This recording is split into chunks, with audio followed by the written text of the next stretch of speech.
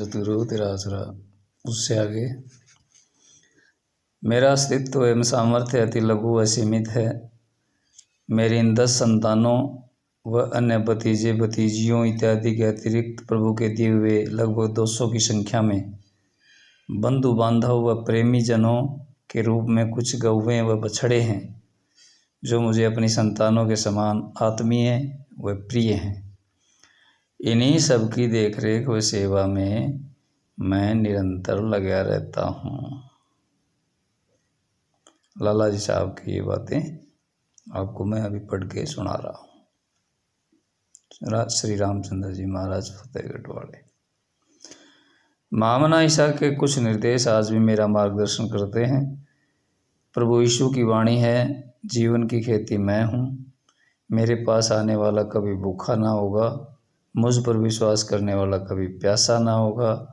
परंतु मैं तुमसे कहता हूँ, यद्यपि तुमने मुझे देखा है फिर भी विश्वास नहीं करते। फिर भी कुछ लोग मेरे पास आएंगे जिन्हें पिता ने मुझे दिया है, और मैं उन्हें कभी बाहर नहीं निकालूंगा, क्योंकि मैं यहाँ स्वर्ग से अपनी नहीं बल्कि पिता की इच्छा पूरी करने आया हूँ, जिसने मुझे भेजा है। और परमेश्वर की यही इच्छा है कि जितनों को उसने मुझे दिया है उनमें से एक को भी नहीं खोऊं। अंतिम दिन अनंत जीवन के लिए मैं उन्हें फिर जीवित करूं, क्योंकि मेरे पिता की यह इच्छा है कि जो उसके पुत्र को देखे और उस पर विश्वास करे वह अनंत जीवन पाए। अंतिम दिन मैं उसे फिर जीवित करूंगा। मेरी समस्त संतानें आध्यात्मिक व रक्त संबंधी साधना जगत में अपना सानी नहीं रखती, यानी बराबरी नहीं रखती। और जैसा कि मेरा विश्वास है वे सभी अपने अपने समय व क्षेत्र में मेरे उत्तराधिकारी होंगे। उनमें से कुछ साधकों को उनकी योग्यता व क्षमता के आधार पर मैंने आचार्य व गुरु पदवी से भी विभूषित किया है।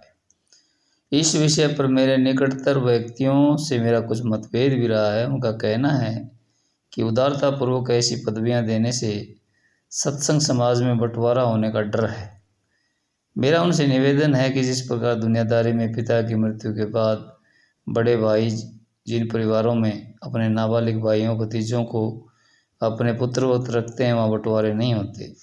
यही प्रक्रिया मैं अपने सत्संग समाज में देखना चाहता हूँ कि मेरे इस शरीर में न रहने के पश्चात जो मेरी आध्यात्मिक संतानें आचार्य पदवी ग्रहण किए हुए हैं, उनका प्रथम कर्तव्य हो जाता है कि वे अपने भाइयों में जो अभी पूर्णता प्राप्त नहीं कर सके हैं, अपने शिष्यों व बेटों में किसी प्रकार का भेदभाव नहीं रखेंगे।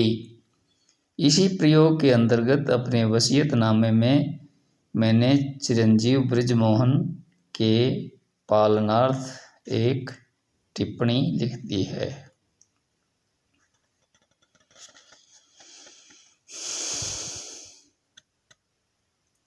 वसीयतनामा।